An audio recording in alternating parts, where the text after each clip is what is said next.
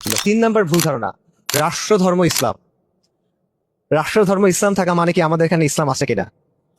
না, এটা মানে আমাদের এখানে ইসলাম নাই। রাষ্ট্রধর্ম ইসলাম থাকা, এটার ফাংশনাল গুরুত্ব নাই বললেই চলে। এটা কিরকম, যেমন ধরেন আমাদের, আবারও এটা শুধুমাত্র বাংলাদেশের জন্য না, যে মুসলিম ভূখণ্ডগুলো আছে এখানে যে রাষ্ট্র কাঠামো আছে এটা হলো সেকুলার রাষ্ট্র। এখন সেকুলার মানে কি? সেকুলার শাসন মানে কি? সেকুলার শাসন মানে কি ধর্ম যার যার উৎসব সবার? সেকুলার শাসন মানে কি অসাম্প্রদায়িকতা, ধর্মনিরপেক্ষতা? নাকি সেকুলার শাসন মানে কি ইসলাম বিদ্বেষ? কোনটা? এটার একটাও না আসলে।